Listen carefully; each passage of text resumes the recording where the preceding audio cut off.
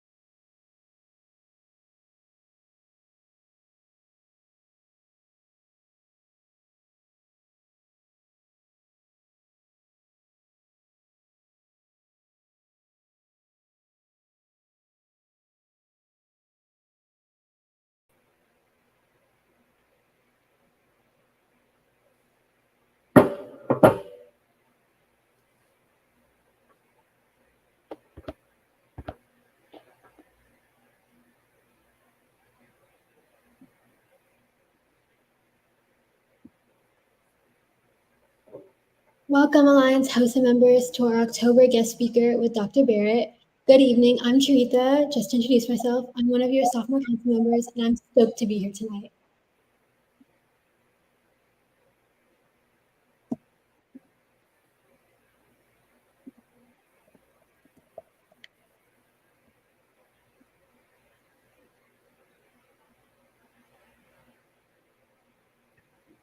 Hey guys, I'm Amrita and I'm one of your committee leaders, and I'm also so excited to be here with you guys and have everyone meet Dr. Barrett. And just as a reminder, we're going to have a QR code for attendance at the very end, so be sure to stay the entire time. Before we begin, I'd like to briefly introduce our CTSO organization to any of our new members. HOST is a student-led healthcare organization that strives to prepare students to be the future of healthcare. Through Alliance Academy's HOSTA chapter, we bring to you monthly guest speakers with a wide range of specialties from all around the globe.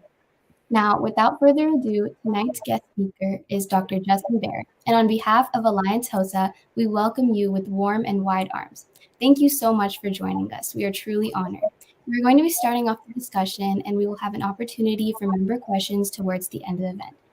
All right, so that means that the floor is open to any questions at any time, so type them up on the chat box. Dr. Barrett, why don't you begin by introducing yourself and telling our members a little bit about your field? Okay. Thank you, Sharita and Amrita, for having me on today. So my name is Justin Barrett. I'm an orthopedic surgeon who specializes in hand, elbow, and shoulder. I actually grew up in Marietta, Georgia, so not too far from here. I went to Pope High School and then went to Furman University for undergrad. Had the opportunity to spend some time in the Army and also did some private consulting and then decided to go back to med school. And after that, decided to go into orthopedics.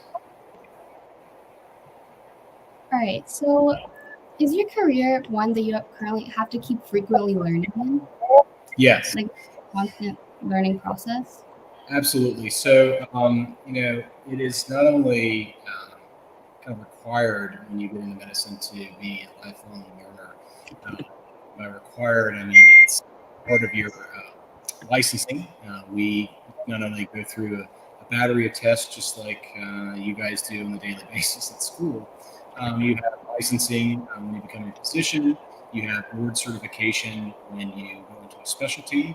And then you have to do what we call maintenance of certification, which means that even after you're board certified in whatever specialty you choose, you have to routinely update your skill set. And those requirements are not only test-based every 5 to 10 years, depending on the specialty you go into, but yearly you have to go through what we call continuing medical education, which is you have to keep learning. And it has to be approved by the medical licensing board as well as your specialties.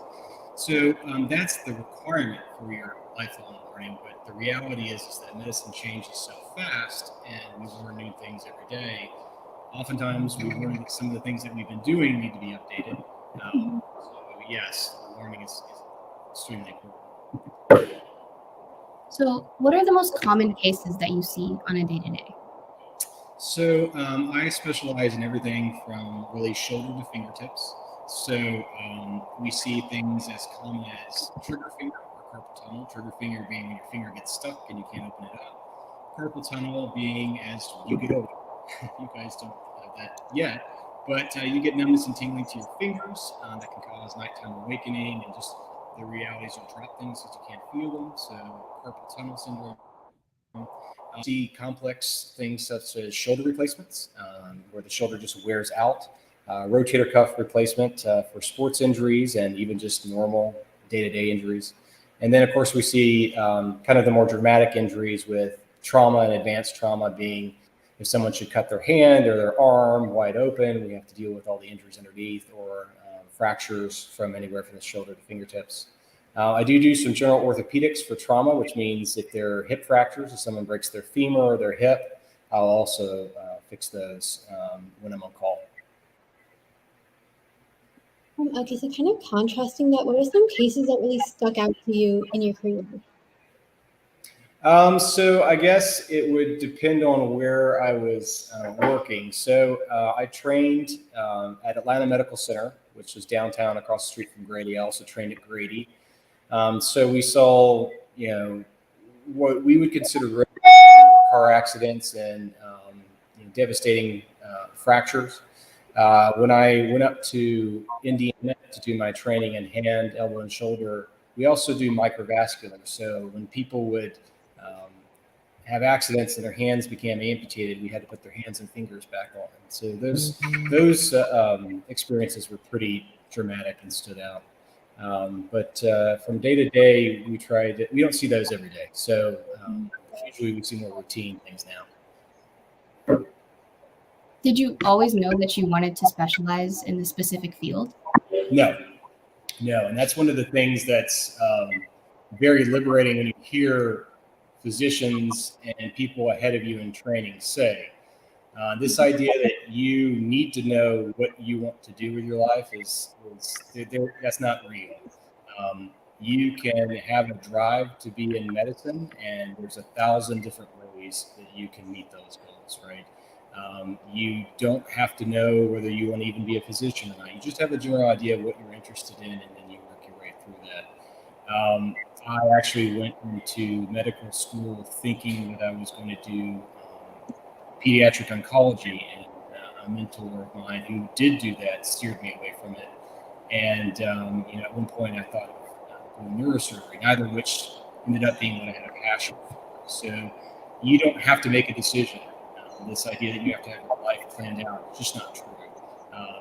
The happiest physicians I've met went into medical school not having any idea what they wanted to do, and they decided from there. Generally, what we end up doing is about halfway through medical school, you kind of break things down into, do I want to do medicine or do I want to do surgery? It's still all becoming a physician, but you kind of get an idea what your life might look like, more clinic-based or more OR-based.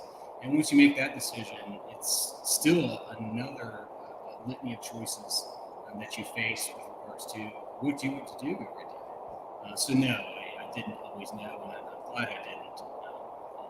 That's something that should hopefully be reassuring to everybody. So you always knew you wanted to go into medicine, but didn't know what specifically to go into? No, I think that I had an interest in medicine early on. But it really never came to me. My dad had a terminal illness when I was in college, and so that kind of steered me, honestly, away from medicine initially. And when I graduated, my wife and I moved to Philadelphia. I joined the Army for a little while, and then I was a private consultant for a few years. And it wasn't for a few years later that I said, listen, maybe I missed a calling. And my wife joked, why don't you go to medical school? And so I said, why don't I just go? And so I went several years later. So there's no perfect path. I went to medical school at 27, whereas most of us are going around 23, 24. The actual age is increasing. Looking back on the statistics while I was preparing for kind of just talking to you guys, the age of admittance to medical school is actually going up. And probably by the time you guys go through, the average will be anywhere between 25 to 27. The idea being that medical training is really focused in on gaining life experience as a important piece of the puzzle, right? What makes a great physician is not just the ability to know the answer and kind of where to go, but how to learn. And the most well-adjusted physicians have done other things. The perfect example I make is I sat on the Mercer admissions committee for a while. I was there and have sat on admission committees for residency programs and fellowships. And the idea is everyone starts to have the same story after a while, right? I want to go to medicine. Okay, why? Because I want to help people. Okay, you and everybody else. Well, what did you do? Well, I was a biology, a chemistry, a physics major, in biomedical science. Okay, you and everybody else. And so at some point you have to have what I call the narrative. What differentiates you from everyone else? What makes you a person? And believe it or not, some of the other little nuances of applications became more interesting to the committees. For instance, we would have people that they did all the requirements for medical school. We all have to do the same classes, but they maybe majored in philosophy or foreign language, or they travel extensively and they volunteer doing something other than medicine. And that little how am I a human is almost as important as your preparation for medical school, because truth be told, what you learn in college probably doesn't do a good job of preparing for medical school. You're going to learn medicine no matter what you do. So, you check the boxes of things that you need to do in order to gain entrance, but be yourself, live your life, and don't feel like there's a perfect path. And I guess I'm a living testament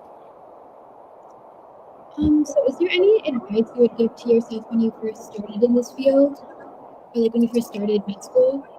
I'm sorry, I couldn't hear you. I had something back. Sorry. Is there any advice you would give yourself when you first started this field? Or when you first started like med school and decided what to do? So, advice for starting med school.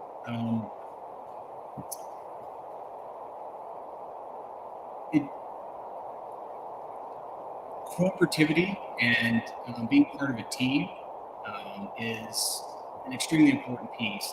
And the reason I say that is because for those of you who don't have parents or relatives that are in medicine, all you see is what's on TV. And TV gives you this sense that it's a hyper competitive, cutthroat sort of existence. And there is some of that. I don't want to say it's not, but those people don't thrive as well as those who cooperate with others. For instance, you as a team in medical school studying together learn better and faster, and you can see where the blind spots are than the lone wolf that kind of says, I don't want any part of working with others. I want to be at the top no matter what it takes. Those people don't often succeed. And that flies into contrast to what you see probably on television. But in reality, I would say is make friends, learn from people, and that will serve you quite well. So, what would you recommend for high schoolers that currently want to pursue this career, or like anything in medicine in general? Sure. I would say live your life. Build your narrative. The story is what matters. And having sat on those committees, seen the applications come through, met all the interviewees, whether that be med school or residency, I want to know what makes you you, right? You're going to learn the right things. You're going to take the classes. There are many advisors that'll help you with that. But you really need to well-round yourself, show your interest in medicine, but be yourself and learn who you are. That'll do two things. It'll build the narrative. I keep going back to that, but it'll build your story. It will also show you what's important, right? How are you going to determine what you're interested in if you don't know who you are? For example, for me, I really enjoyed primary care and being a family physician medical student. The problem I had was I am much more a fix-it sort of person. I want to see the short-term results of what I've done over weeks to maybe months. But I had a hard time seeing the horizon of treating diabetes for a lifelong patient. So for me, the sort of shorter-term gratification of my work was more important to me. And I wouldn't have known that if I didn't know me. So in order to pick whether you're a physician or a PA or a nurse practitioner or any of the other litany of things you can do in medicine to help people, you just need to know what you want to do with your life and what's important to you. Would you say shadowing would help with learning what you're interested in? Absolutely. I think shadowing done for the reasons that we talked about. Shadowing to find out who you are and to get a broad exposure, I think is important. Shadowing to put it on a resume, while it works, it should be important. I think that those, and there's not that many people out there, but from time to time you'll see students that way, that they're doing it to check a box, but they miss the opportunity to say, do I like this or not? And there's nothing wrong with saying, I went to this specialty or went to this physician or dentist or whatever it may be, and say, I just didn't like that. And that's okay. As long as you're honest with yourself, because you can't like everything and you shouldn't, right? And so shadowing can be important, I think, not only to find out what you want to do, but what you do not want to do.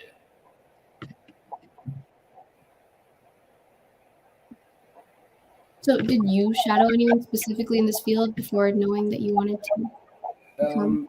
Sort of. I think that when at Furman University, we have a program that's called Medical Sociology and Medical Philosophy, which is really focused in on the things in healthcare that are more intangible, like healthcare economics and the ethics of medicine. We talk about informed consent every day, and autonomy, and the right to choose your own healthcare, and things of medical ethics nature. And there's the sociology, whether it be universal healthcare, socialized medicine, the system that we have now, or the capitated system we tried in the 90s. That program allowed us to actually go out in the community with physicians and shadow them, so that we had more of an experience when it came back to learning the sociology and ethics part. So I did do some of that. I can honestly say I did not shadow anyone in high school, but I don't think it was a detriment at all. What was it that made you decide that you wanted to go into this field? Was it like shadowing something else, or was it just kind of like a recognition? With regards to going into medicine or going into orthopedics? I'm going into orthopedics. Okay, so orthopedics, about halfway through my medical school career, I realized I wanted to do something in surgery, like we talked about. I wanted to fix things, and I wanted a challenge. And I actually had looked at neurosurgery, and it just wasn't going to be right for lifestyle or my family. I had an opportunity to work with a few orthopedic surgeons, and it was wild, right? There's hammers and saws and drills and broken things to fix, and it was just very different than the sort of experience that I had in general surgery and trauma surgery. And so I did do some cases there and just said, you know what, this is what I want to do. And it happened to be that I also shadowed with a hand surgeon down in Macon. And he loved his job. He absolutely loved his job. And his sort of happiness rubbed off on me. And I said, I not only want to do orthopedics, but maybe in the future I'd like to do hand surgery. I left it wide open because, as you and I were talking about earlier, orthopedic residency is 5 years of your life before you decide what you're going to specialize in above orthopedics. But yes, I did some shadowing in medical school, and I think that was important. Absolutely, you can't make that decision without seeing what you're going into. We had many of my colleagues. Once you go through the testing process, you have to start deciding what you want to specialize in, and you start to think of all the cool things that you can do. But many of them were starting to decide, I want to do X, Y, and Z because I can, having never seen it. There's always the highest sought after specialties: orthopedics, plastic surgery, dermatology, radiology, things that are very competitive to get into. Unless you've done them, you have no idea what you're going into. For instance, radiology is an awesome specialty. I have no interest in sitting in a dark room all day long. But, you wouldn't know that until you've gone and tried. Right. So moving on to your day-to-day life, what does that look like for you? Just like a day-to-day perspective of what you do. So, like many surgeons or physicians, it starts early, and it depends on where I am that day. So I operate 3 to 4 days a week. So on my operative days, I usually get up about 5 or 5:30 in the morning. If I sleep in, it's about 6, and head over to the hospital. Most operating rooms start at 7 or 7:30 a.m. and they can run from anywhere to 3:30 to much late in the evening. So a typical day in the ER, you arrive at the hospital, you meet your first patient for the morning. I am lucky enough to work with physician assistants who assist me, so we meet with the team. And this all depends whether or not you're in kind of a practice or if you're in an academic practice. So when I was in academics, we had residents that I taught, and I would meet with them, and we would go through the cases of the day, things from overnight. But you do your first case. It usually starts about 7:30. Patient rolls in the room. They go to sleep, probably within about 15 minutes of that. You do your first case, and then you go out and do it all over again. Depending on the location, you can do as little as 4 or 5 surgeries, as many as 13 surgeries, depending on what you're doing. And so that's pretty much the operative day. I usually do between 25 and 35 cases a week. Clinic days are a little different. We actually start our clinic at about 7:30, so we can finish a little earlier. We finish around 3 or 4 in the afternoon, and then you've got charting and things like that. Clinic day, you arrive at clinic, you go through your patients for the day. You look, let's say you have 30 or 40 patients to see, sometimes more, depending on the specialty.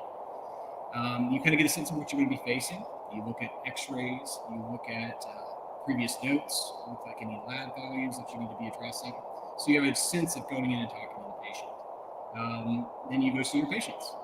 And I liken, for those of you that have ever waited tables, I'm sure there's those of you that have done it. I've done it. It's very similar. You're meeting new people. You're striking up a conversation with a complete stranger. You're having to get to know them as quickly as possible, find out what their needs are, and how you're going to help them. So as silly as it sounds, I think the best thing that prepares you, in my opinion, for being a clinic physician is working either in a restaurant or in the service industry where you're meeting people just like that, and you're having to deal with people at all points in their life. They could be happy that day, or they could be terrible that day. They may be in pain. They may have lost a loved one. They may be fearing for their own health. So you're going to see all those kind of drastic things across the spectrum, and you can see that in many other ways in medicine. Mm-hmm. So that's kind of the typical day when it comes to clinic. So you're saying having people skills is incredibly important, especially. I think so. Now there are other physicians that you'll meet. You see things on TV. You've got the typical Dr. House, right? The antisocial, they do exist. I can tell you they don't survive as well as they used to. Medicine is becoming a team sport. Having people skills is a must. You need to educate your patients. And it's important to have confidence in yourself and not be egotistical about it. But the reality is having people skills. I've had colleagues that are some of the best surgeons you ever meet. Their patients won't go see them because they lack people skills. So yes, absolutely. That's what I'm saying. So what's your favorite thing about what you do in the hospital? The favorite thing I do in the hospital?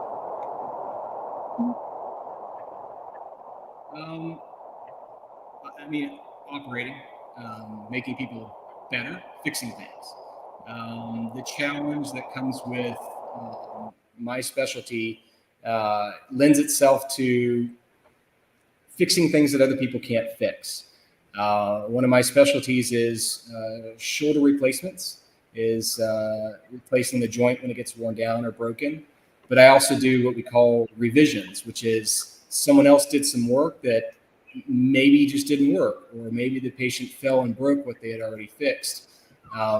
The idea that you can fix things that other people can't, that's what I enjoy. And my specialty just lends itself more to that. So what are some things that you often find like challenging about your job or like your day-to-day routine? I think there's a lot of things. It's no secret that healthcare is becoming more difficult for providers. And when I say providers, I mean physician assistants, nurse practitioners, dentists, physicians, all of us, with regards to insurance companies and sometimes feeling like decisions are made financially by other companies and not by healthcare providers. That can be a struggle, and it can be frustrating. I think that sometimes things are broken that you can't fix. Sometimes there are diagnoses that you're not going to cure. There are injuries that you can't make better, or you can just make them less bad.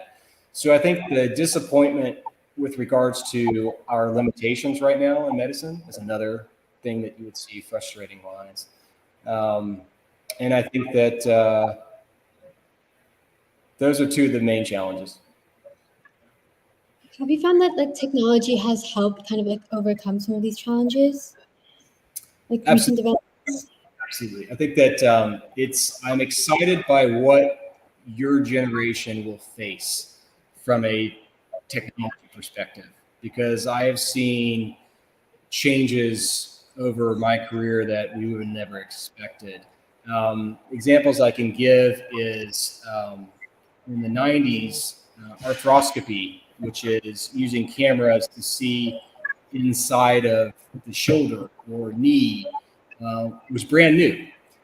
And actually, the first surgeons that did it had to look down a little tube through a camera into the actual knee, which I laugh because we would never consider that today. Today we have cameras that are usually about this long. They're anywhere between 4 millimeters at the biggest, so about that big, down to anywhere they can be at the tip of a needle. There's actually scopes that I use now that are called needle nanoscopes, which means that the tip of the needle is actually a chip that takes information and responds to the computer by showing it as a visual image, so a camera. And you can put it in a small needle. And that has been developed over the last few years. When it comes to shoulder replacement, you have the ball of the humerus and you have the cup of the glenoid. You have to put metal and plastic in there. It seems simple when you talk about, but the reality is the angles that you need to focus in on, how much bone you need to take, what size screws and implants you need to put in. And we, for years, did those based upon x-rays and educated guessing. Now we actually take information from a CT scan and MRIs and build it into the computer. And through augmented reality and even through computer modeling, we can actually build the patient's anatomy in the computer and do the surgery before we ever touch the patient.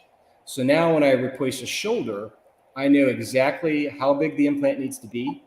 I know what angles the screws are going to be. I know what length the screws are going to be, and have a general idea of how long the surgery will take me based upon how difficult their anatomy is. And so that has changed over the last few years. And now you're starting to see all that information that I use preoperatively built into goggles that will one day wear for augmented reality. That's the next step. That's at least in orthopedics. In general surgery and other OBGYN, urology, you're seeing robots. Robots allow surgeons to stand on the other side, look at it this way, on the other side of that room at a terminal while the patient is 20 feet away and controlling the robot that operates on the patient. There isn't even the ability of surgeons to log in from across the planet to assist other surgeons in surgery via the robot. So yes, technology has made a lot of the things we face easier, and I think that'll be exciting for you guys. AI will probably be the next part of the equation. See in the news that AI is smarter than a med student is the old joke. Well, yes, but it can figure out the answer to the question, but there's an element of the human equation that is still there. So I don't think AI is going to take your jobs, but it will help make your jobs easier. It gives you an idea of where to start. I do think AI will disrupt some of the specialties. I think that radiology will be one of the things that AI will kind of take over the lion's share for, rather than having a human being reading every single image that comes across. You'll have AI sorting through them and making that person's job easier. But one of the things that we've discussed in medicine is that there always will be a human in the loop. Radiologists are not going to disappear. You're always going to need a human being in the loop, because unfortunately, as good as medicine's gotten, it still is an imperfect art as much as it is a science. So you would say that the new technology is also playing into the growing, your constant need for learning new things. Yes. Mm-hmm. Yeah. So many of us use AI regularly to help learn. I know that it makes me smile a little bit, because I know in education it's kind of frowned upon. You hear stories every day about Chat GPT and how Chat GPT is finding Chat GPT. And it's one of those where it is important to have your own ideas. I get that. But when you're out in the quote unquote real world, we use AI all the time to build lectures, to build scaffolding for information. We actually use AI to help us read research papers. If you have 100 research papers, a single person reading that will take days to weeks to read those, maybe even longer. With AI, we can read those papers faster, garner the cogent information we need to apply to our patients and do better, right? So the idea is don't count all this out. I know there's framework on what you guys can use right now, but just know when you're done with your education, you'll be back using those just as much as you probably were before, if not more.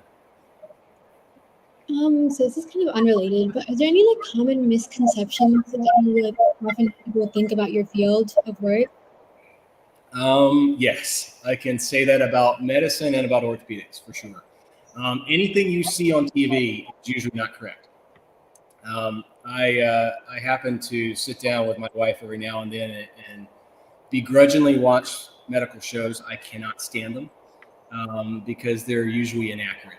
And that's not me being, oh, look, I know the answer. It's just they're just totally off base. So pretty much most of that stuff you see, it goes from simple things. Like if you do watch these shows, enjoy them for what they are, just know that that's probably not the reality. Things like, I don't know, as simple as they scrub into the OR and they're ready to do a procedure and then they tie their own mask. It's not sterile. You can't do that. No one would ever do that.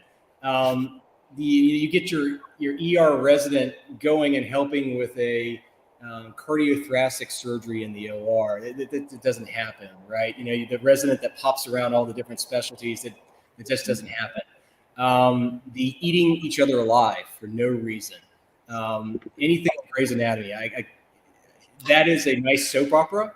It is not reality. There is drama always, like any human being group getting together. But if you go to a place, most of us, if we trained at a place that looked like that, we would leave that place because that is a malignant institution that's not going to teach you anything. You're not going to learn that way. So those are the misconceptions. The other misconception with orthopedics is that we're all pros. It's just not true. We're not all men. There are 15% of orthopedic surgeons are women. And that's growing as it is now. Not all of us, we're not dragging our knuckles and talking about sports in the OR, not all of us at least. So orthopedics gets a bad rap for being the brainless specialty, but most of those things are not true. The other question I get asked, just related, is have you ever seen a show that is near reality? And I can say yes. ER, you guys might be a little too young for ER. It was back in the 90s and early 2000s. That show is pretty close. It's dated for sure. They still talk about medications that we don't use anymore. And they talk about specialties that don't even exist anymore. But the reality is that that is pretty close to being accurate. And if you want to see what medical life was in the 90s and early 2000s in reality, ER is probably the show.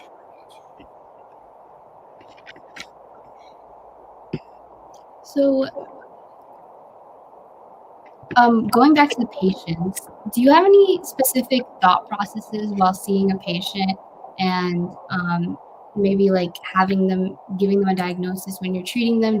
What are your specific concerns and thought processes while you do that? So the thought process, at least in my opinion, is you have to be a listener and a teacher. Both are equally important.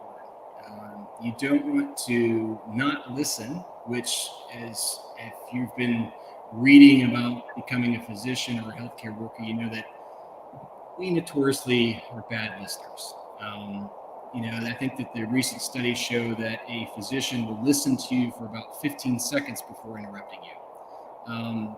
There is a lot of truth in that. You have to be willing to listen to the patient because honestly, they'll usually tell you what's wrong with them.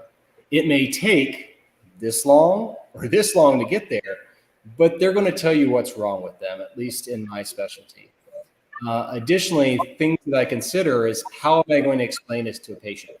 You're taking your experience, as we talked about before the video started, you're talking about 4 years of undergrad, 4 years of medical school, generally. And in my case, 6 years of training beyond that. You're talking a decade of your life boiled down to a 30-second conversation. You know all the papers. You've taken tests on it. Something as simple as a trigger finger. Why is my finger catching, doc? You know the tendons, the anatomy, the angles, the joint spaces, the treatment options. You have to boil that down to somebody that may not understand what you're talking about, relay it to their experience, and assure them that you're going to make it better. So I think that the two things I use are listening and teaching. Mm-hmm. So would you say before and after medical school you changed as like personality-wise because of this constantly learning that you have to communicate with people in a different way? Yes. Yeah, I think that you're constantly evolving. I think that there are a lot of things that happen in medicine. You see a lot of tragedy. You see a lot of bad outcomes. You see a lot of things that, despite your training, despite your best efforts, you just cannot fix and change the outcome. So you have two ways to look at that. You can either let it eat you, or you can learn from it and use it to help the next person. And so I think that does change you. I think it does change your personality. We talk about in medicine, and you'll hear it no matter what you go into in healthcare, burnout. COVID did not do good things for our industry and profession. It ate a lot of the best people. And so we're constantly trying to fix that. How do we adjust our environment and our culture to better embrace the challenges we all face? So things like stress and burnout and mental health, all of healthcare workers. These are things that were not talked about when I was a medical student, and actually were frowned upon even discussing back then. You didn't complain. You didn't want time off. The reason we're called residents at the time was because in the old days, you used to live in the hospital. You resided in the hospital, hence the name. They did not care about your mental health. They did not care about your experience. They wanted you to be the best that you could be. We knew that was probably a mistake. To be the best you can be, you have to be the best person you can be. So yeah, I think that experience has changed many of us. And I think that we're hopefully, as a culture, resolving some of the problems that we faced rather than just continuously pushing them off to the next generation like you guys. So what are some qualities that you think that anyone planning to go into med or orthopedics need to have from start to finish? In orthopedics, I think you have to like fixing things, right? If it's broken, we fix it. If you don't like fixing things, you're in the wrong business. If you don't like surgery, you're kind of in the wrong business. I think that there's very few requirements other than that. I think that any personality type, I've seen type A's and type B's. I've seen very aloof and very just rigid people. I've seen people that love sports and then people that don't like sports. So I think that beyond just the ability to learn, to compete, and to fix things, I think that it's a welcome specialty for all people. So would you say that was a quality that you found yourself like indulging in from like a young age, or was that something you found out more when you were like a teenager or going into med school? Which quality? The fact that you like fixing things. I think I learned that later. I think that my wife would tell you I don't necessarily love fixing things around the house. So she's much better at it than I am. I found out that in medicine, at least, I like to see the fruits of the labor. I like to see that we did something. And so I learned that probably later. If you could go back in time to any point in your career, is there anything you would change that you did specifically, or advice that you would give yourself? I think that I probably would have warned myself that this is a marathon and not a sprint. I think that, I am naturally a little introverted. I think that over time, that's become a little bit more of a, a little less of a challenge. Kind of learn how to talk to people, even if you're uncomfortable with it. I think that that's something that shows that you don't have to be a particular person. You don't have to be, a total extrovert to be a surgeon, and you don't have to be completely closed off. You can be either one and figure yourself out. So I would tell myself that, it's okay to be who you are, and that this is a marathon, not a sprint, and that the test you're about to take doesn't truly matter. I think that we as people aspiring to medicine, you guys, myself, doesn't matter what level you are, we get caught in the trap that the next test is the be all end all of existence. And if we don't do well in this, none of that's true, right? One test is not going to make or break you. It's just not. I would have told myself that. I don't know if I would have believed it. I probably wouldn't have, but it's true. And the next test you take on biochemistry or embryology or histology has little to no bearing on what you're about to do tomorrow in the OR. It's a set of building blocks, and use them as learning experiences. I've had friends that have failed exams and done just fine. It doesn't mean that you're a bad physician or a bad doctor. If you get a bad grade, it's not the end of the world. You'll figure it out. I would have told myself that, but I'm sure as many of you would be suspect in believing it, I would have been too. So would you say the grades were kind of like the scariest part of med school, or was there any other part that you found was like kind of terrifying or like really far from where you usually? Grades are the least of your worries. You just don't know it. The first 2 years at most institutions, the first 2 years are basic science, which means your classroom.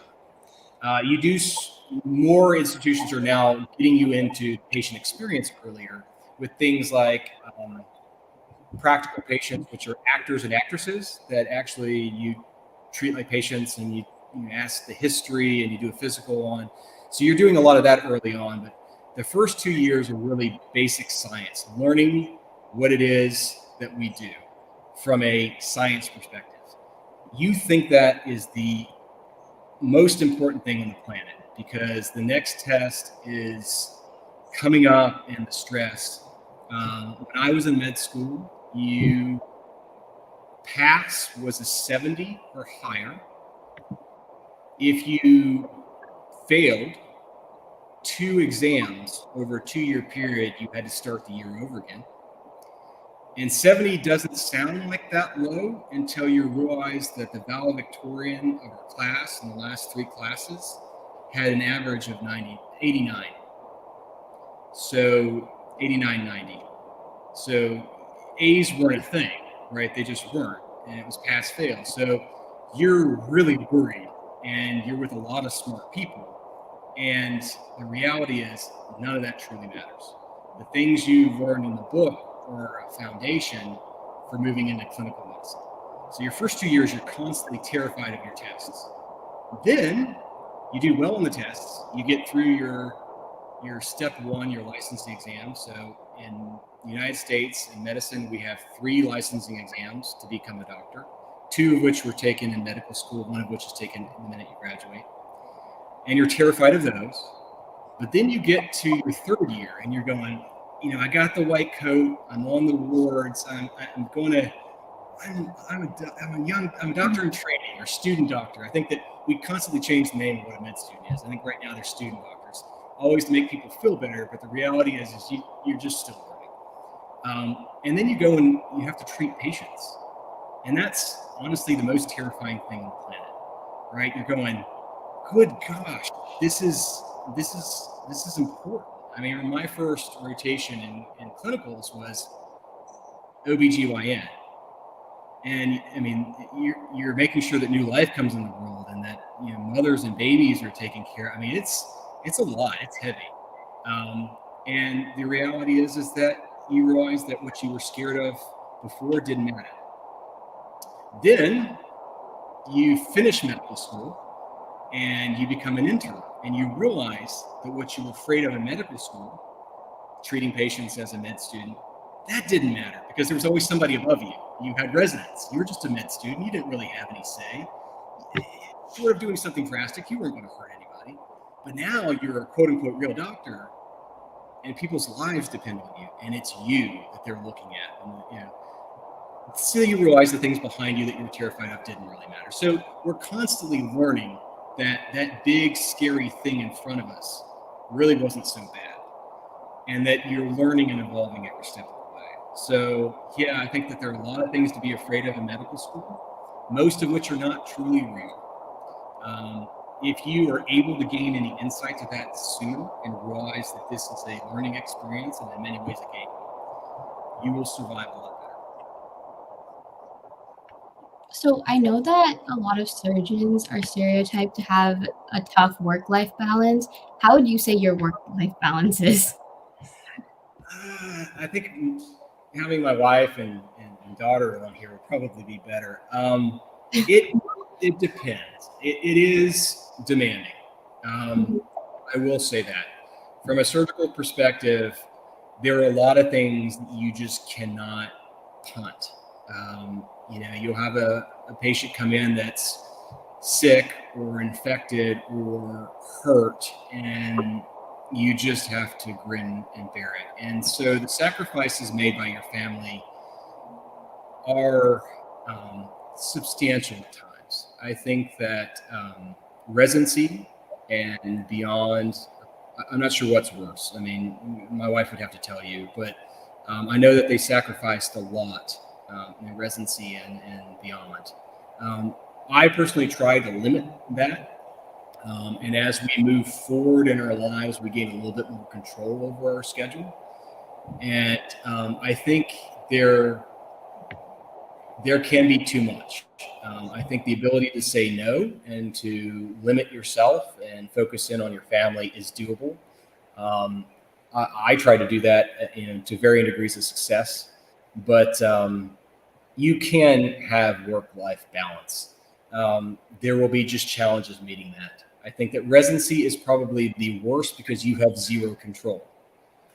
Beyond that, you really have to find your groove and you start to develop better balance. So we actually have a member question.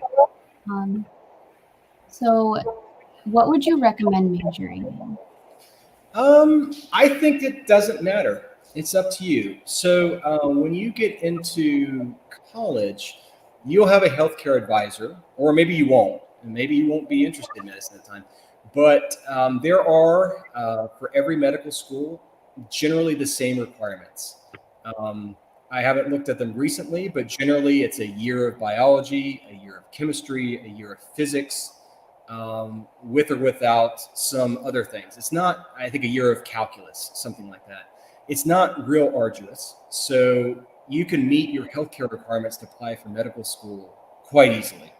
I majored in biology and had a minor in, well, we didn't really have minors, but had the equivalent of a minor in philosophy. And I enjoyed my time, but realizing later in life that I really could have majored in anything, honestly.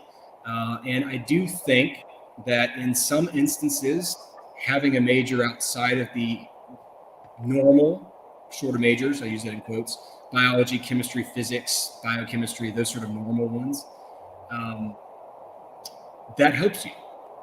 Some of the best kind of med students I know majored in Spanish and history. They didn't major in anything that we would typically think of as healthcare related. So I would say find your passion and major in that, because you have 4 years to enjoy yourself. There's nothing that you're going to learn in college that is absolutely going to make or break you in medical school. Truth be told, most of those things will have atrophy by the time you get into your basic sciences anyway. I'm biased because I was several years out of college. So when I took the MCAT, I kind of took it cold, not having just done organic chemistry. So I do think that there are a lot of paths to it. Just be who you are, enjoy it. So are there any specific majors outside of the normal majors that you would recommend taking? I think that anything that you enjoy. I think that I know that the MCAT, which I'm sure all of you are at least sort of familiar with, the MCAT has changed substantially since when I took it. I was the shows you how old I am. I was the last class to take it on paper. We used to take it on Scantrons. I don't know if Scantrons even exist anymore, but if they do, that's how we took the MCAT. Now they're computer based, and I think they may even be adaptive learning. But in the actual MCAT, they're including things such as philosophy and humanities and sociology, things that are outside of if you have a 25-kilogram weight on a 45-degree plane with a spring attached to it, what happens? That's what we used to have to test on. Now you're being tested on what do you think about ethics, or what is the problem with society, or how would you address humanities issues with history and politics. A lot of that's being built into the MCAT now. So I would say have a very diverse education because that'll make you better. You'll learn everything you need to know in med school, or at least the basics. So do you have any recommendations or like anything that is important to remember before you go into med school? Recommendations before you go to medical school? Yeah, or like anything like that's important to remember? Yeah, I would make sure you want to do it. The national average is a third, 33% of med students by their second year realize they don't want to be doctors. And what happens to them? They become doctors. And that may be sort of the problem we face with burnout and physicians' unhappiness and such, that people do it for very degree of reasons, right? They do it because maybe that's what they always thought they wanted to do. Some do it because their parents expect them to do it. Some do it just because it's the hardest thing they can think of. That's a bad reason. Not that you can't do it. You shouldn't do it for that. So one, take stock of, is this something you want to do? Because there's not a U-turn. There really isn't. You can leave medical school, but most don't, which means that you've committed yourself to, as we said, 10 years of postgraduate training for something you may be unhappy with. Don't do that. Also, enjoy your time as a college student, travel, do whatever it is that's going to build you. Because once you start in our system, there are some opportunities to kind of exercise those adventures, but really you're locked in for a while. So go live your life, enjoy it, and make darn sure this is what you want to do.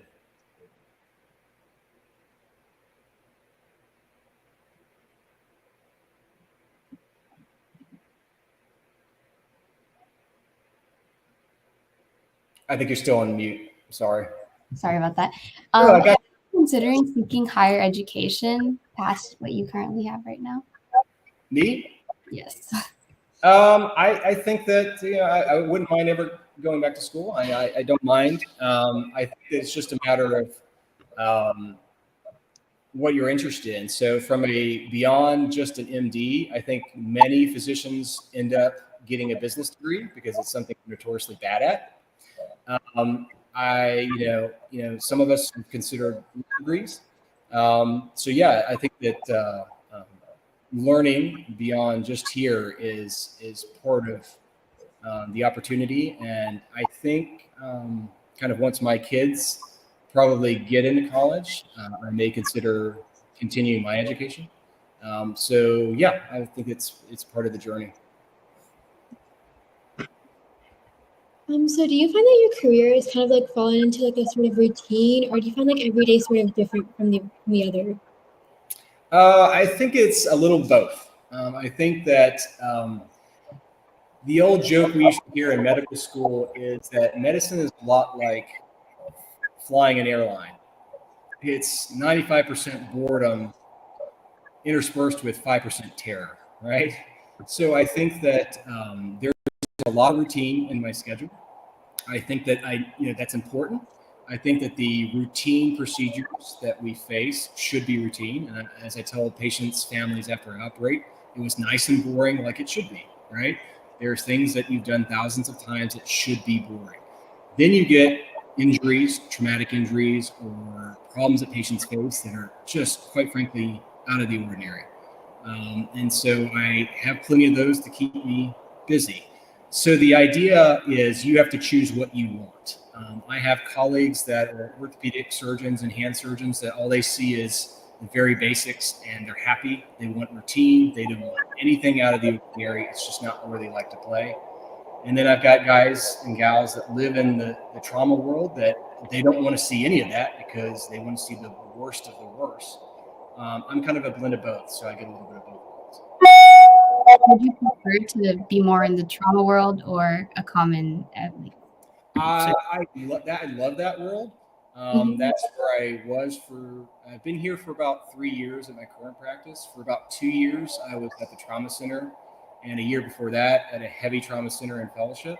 I really enjoy that. It does have its limitations on work-life balance. During COVID, you're sleeping at the hospital. I was the only hand surgeon at a level 1 institution, level 1 trauma being the worst of the worst trauma. It was not conducive to family life, and that's why I chose to make a change. But I do love that, but you have to balance it somehow. So was your career anything like when you were expecting when you first started, or has it kind of evolved into something more? No, I mean it's all different than what I expected. I don't really recall what I expected, but it wasn't this. I'm busier than I thought I would be. I can do things I never thought I could figure out how to do or learn how to do. And I think that's the benefit of medicine is that one day you look back and you'll see how far you've come. And the flip side of that, there are some downsides to it. My mentor, Anna Walker, she still is a pathologist. She was the first female medical student at the University of Virginia. So she's just made new inroads her entire career. She said, one day you'll look back, and she said this as soon as she accepted me into medical school. She said, one day you'll look back and you'll forget how excited you were this day. And I told her, no, Dr. Walker, that's never going to be the case. You know a lot of things, but you don't know what you're talking about. And it's true. You look back and you go, wow, there was a time I would give my left arm to do this. So when you're having those sort of days where you're like, gee, I don't want to get up, or I don't want to deal with this patient, or, I don't want to deal with this paperwork. The excitement you guys have, just try to encapsulate it and remember it, because that's important in those days.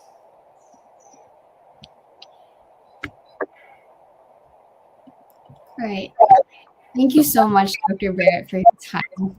To close out, thank you so much for joining us today and speaking on your occupation. We really appreciated it. And we'd like to thank all of you guys for joining this conversation and making it interactive. We're going to leave the QR code we're going to leave the QR code for attendance up for 30 seconds. You have to fill out the QR code by Monday, October 30th to get the credit. This video will be posted on our YouTube channel soon. Thank you guys. Have a good night.